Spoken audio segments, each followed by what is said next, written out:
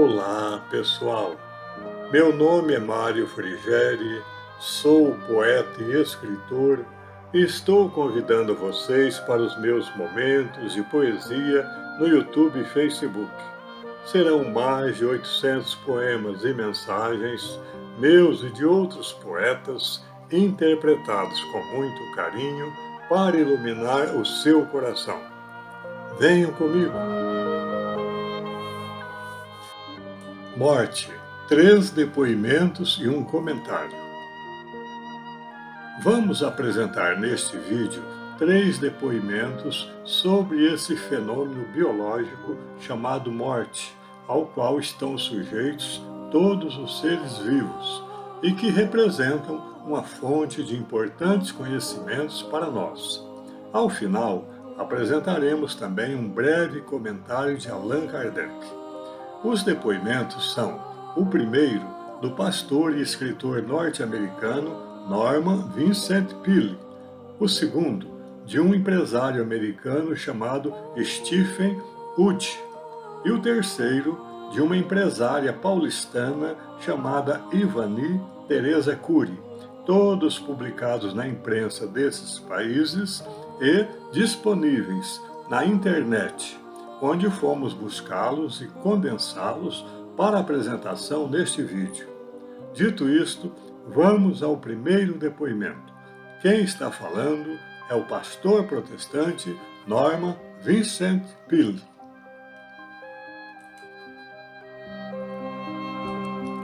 Venho registrando há muitos anos uma série de incidentes os quais confirmam que a base do nosso universo é a vida e não a morte. Extraí desses incidentes a crença inabalável de que, na realidade, não há morte e que a nossa vida e a vida espiritual são uma só.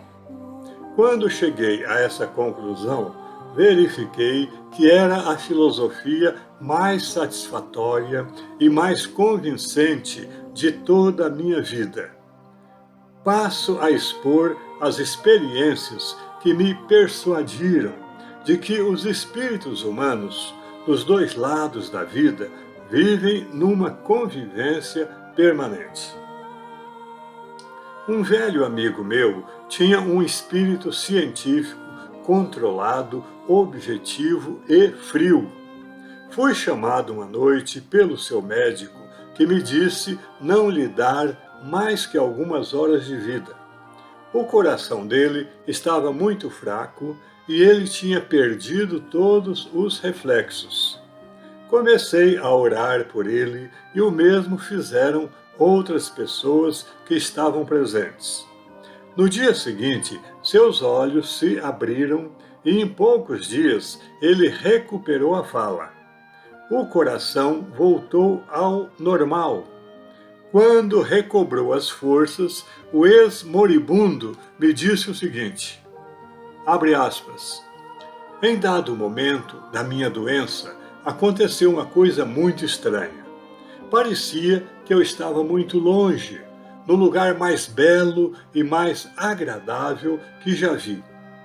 Havia grande quantidade de luzes em volta de mim. Vi rostos vagamente esboçados, todos eles bondosos, e me senti feliz e em paz. A verdade é que nunca me senti mais feliz na minha vida. Ocorreu-me depois a seguinte ideia, eu acho que devo estar morrendo. E depois imaginei que talvez já tivesse morrido. Ri então desse pensamento e perguntei a mim mesmo por que tivera tanto medo da morte durante a vida. Nada havia na morte de que eu devesse ter medo. Fecha as aspas. Então eu lhe perguntei, e você tinha vontade de viver? Ele respondeu sorrindo, para mim não fazia a menor diferença. Se pudesse escolher, creio que gostaria mais de ficar naquele belo lugar do outro lado da vida. Isso era alucinação? Sonho? Visão? Acho que não. Tenho passado muitos anos conversando com pessoas que chegaram ao limiar da vida e olharam o outro lado. É tão unânime a notícia que trazem de beleza, luz e paz, que não posso ter dúvidas a respeito disso em meu espírito. Uma senhora da minha igreja conta a história de uma tia que perdeu o marido e 3 filhos no incêndio de sua casa. A tia ficou também muito ferida, mas sobreviveu ainda 3 anos. Quando afinal estava morrendo, sua fisionomia se tornou subitamente radiante e ela disse: "Que coisa bonita! Meus parentes estão vindo ao meu encontro. Por favor, ajeitem meus travesseiros e deixem-me dormir e partir." Minha mãe era uma grande pessoa e jamais esquecerei a influência que ela exerceu em minha vida. Depois de adulto, eu aproveitava todas as oportunidades para ir vê-la, e essas visitas eram sempre motivo de grande emoção para mim. Depois ela morreu, e em pleno verão nós depositamos ternamente seu corpo no lindo cemitério perto da cidadezinha onde ela vivera quando moça. Veio o outono e senti que queria estar novamente ao seu lado. Como eu me sentia muito solitário naquela ocasião, resolvi ir visitá-la no seu túmulo. Dirigi-me a pé para o cemitério num dia frio de céu encoberto. Passei pelo velho portão de ferro e, no caminho para o túmulo, as folhas iam estalando sob meus pés. Sentei-me junto à sepultura numa grande tristeza e solidão. Mas, de repente, as nuvens se apartaram umas das outras, descobrindo o sol. Pareceu-me, então, ouvir a voz de mamãe. A mensagem foi clara e nítida. Ela falou no seu querido tom de outros tempos e pareceu dizer o seguinte: "Por que você busca o vivente entre os mortos? Eu não estou aqui. Estou sempre com você e com os meus bem-amados." Numa explosão de luz interior, eu me senti maravilhosamente feliz. Sabia que acabava de ouvir uma verdade. Levantei-me, pus a mão sobre a sepultura e pude ver como a laje era, na verdade, apenas uma lousa fria onde jazem restos mortais. Minha mãe, porém, aquele doce e glorioso espírito, continuava conosco, seus bem-amados. O Novo Testamento ensina que a vida é indestrutível. Ele apresenta Jesus, depois da sua crucificação, numa série de aparições e desaparições. O que ele quis nos dizer com isso? Quis dizer que o fato de não o vermos não significa que ele não esteja presente. Longe dos olhos não quer dizer longe da vida. Foi ele quem nos disse: "Porque eu vivo, vós também vivereis." Noutras palavras, nossos entes queridos que morreram na crença cristã estão também perto e, de vez em quando, se aproximam para confortar-nos. Sobre essas questões profundas e delicadas, não tenho a menor dúvida. Creio firmemente na continuação da vida depois que ocorre o que chamamos de morte. Acredito que há 2 lados do fenômeno conhecido como morte. Este lado, onde vivemos agora, e o outro lado, onde continuaremos a viver. A eternidade não começa com a morte. Nós estamos na eternidade desde agora. Quando vamos para o outro lado, mudamos apenas a forma da experiência chamada vida. E estou convencido de que essa mudança é para melhor.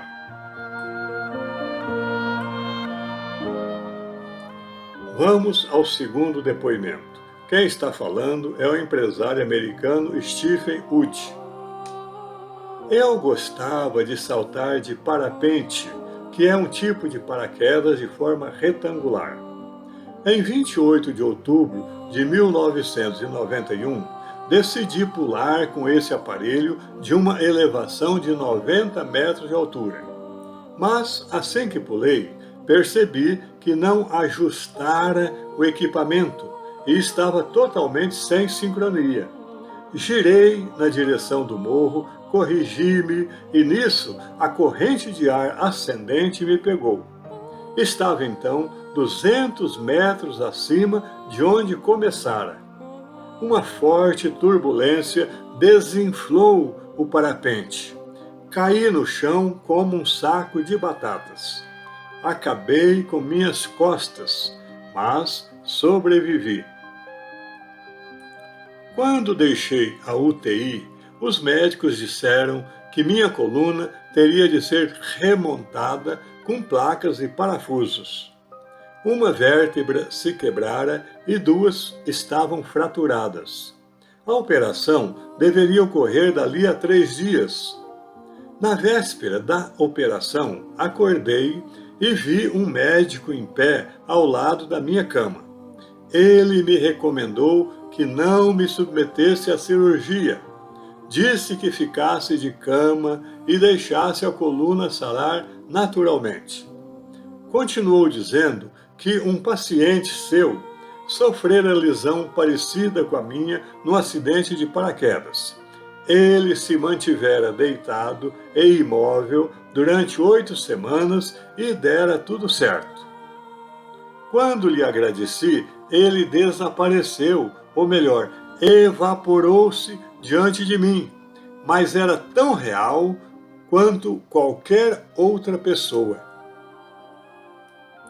Dali a 5 minutos, uma enfermeira entrou no quarto e eu lhe contei o que acontecera. Ela me aconselhou a fazer o que ele recomendara e avisou-me que não contasse a ninguém a experiência. Mais tarde, naquela manhã, me levaram para fazer uma ressonância magnética e, de passagem, reconheci o médico num retrato que se encontrava pendurado na parede do corredor. Quando voltei, contei o fato à enfermeira. Ela me disse que o homem era Sir George Bedbrook, cirurgião muito admirado e respeitado daquele hospital. Sua especialidade era o tratamento da coluna com métodos naturais, sem cirurgia. A enfermeira, então, me contou que ele havia morrido naquele mesmo ano. Aquele foi um dia muito difícil para mim. Tive de dizer ao cirurgião, à minha mulher e aos meus pais que ia ficar ali deitado e deixar que a coluna sarasse por sua conta. O cirurgião explicou que a lesão era grave demais para essa opção. Minha mulher e meus pais ficaram com a tarefa de me convencer a concordar com a operação. Pois bem, não me submeti à cirurgia e hoje, 15 anos depois, gozo de perfeita saúde e tenho uma empresa que me exige muito fisicamente. Nunca esqueci a visita espiritual daquele médico, que para mim foi um ato de intervenção divina. Por causa disso, eu me considero a pessoa mais sortuda do mundo. Vamos ao terceiro depoimento. Quem está falando é a jornalista Suzane Frutuoso, que relatou o caso para a revista Isto É, e que foi republicado mais tarde em Seleções. Uma carta psicografada foi a única coisa que trouxe de volta à vida a empresária paulistana Ivani Teresa Cury. Ela tinha 60 anos e, em 1989, seu filho Emerson, de 17 anos, levou um tiro quando estava num carro com amigos. Cansado de estudar, ele quis sair um pouco para espairecer, um dia antes do vestibular para a engenharia. O motorista do carro ao lado não gostou de pedir passagem e não ser atendido. No semáforo, desceu do carro e atirou no veículo. O rapaz permaneceu 5 dias em coma até seu falecimento. Disse sua mãe naquela época: "Fiquei revoltada. É uma dor tão forte." Amigos lhe deram livros de Chico Xavier e a levaram para assistir a palestras espíritas. Até que, meses depois, ela recebeu o primeiro recado do filho, que dizia o seguinte: "Em outras vidas eu fui ruim e tive de passar por isso." Diz a desconsolada mãe que foi difícil aceitar. Mas, quando Emerson passou a dar detalhes de acontecimentos familiares, ela não teve mais dúvidas. A primeira vez que Ivani teve certeza foi numa manhã em que ela se encontrava em sua casa e, sentindo um misto de saudade e raiva, começou revoltada a blasfemar no quarto, gritando que Deus ficara de braços cruzados enquanto seu filho era assassinado. De tarde, ao chegar ao centro espírita, havia uma mensagem do filho para ela, onde estava escrito o seguinte: "Mãe, Deus não estava de braços cruzados."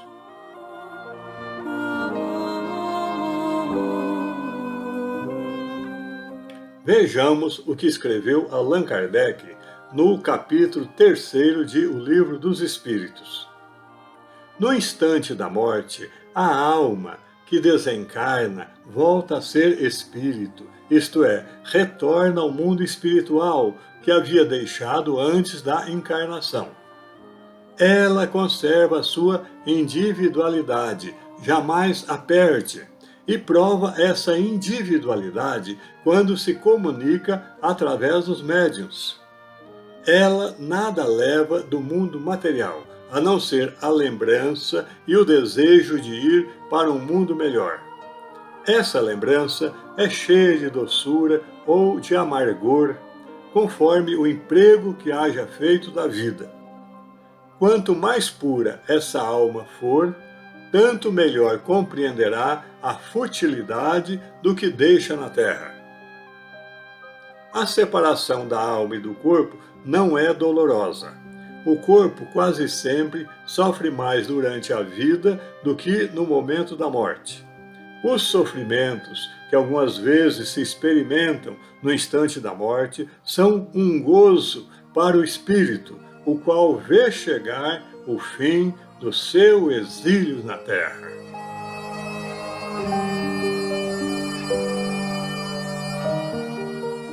Morte, 3 depoimentos e um comentário. Grão de trigo. Se, ao cair no chão, o grão de trigo não perecer, fique ele só na terra. Mas, se morrer, sua alma se descerra e a 100 por 1 produz em seu jazigo. É um morto ativo que tomou da cruz, após negar seu ego neste plano. Perdeu a vida no conceito humano, ganhou a vida segundo Jesus. Quem não ajunta com Jesus, espalha. Ciente, pois, da luz que em ti floreia, ergue bem alto do Evangelho a tocha.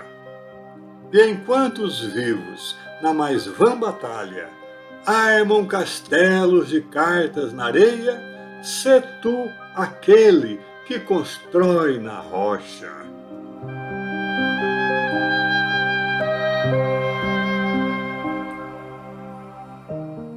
É isso. Espero que vocês tenham gostado. Obrigado por assistir a nossos vídeos. Não se esqueçam de deixar seu like, inscrevam-se e acione o sininho para receber em primeira mão os próximos poemas e mensagens. Um grande abraço e muita paz.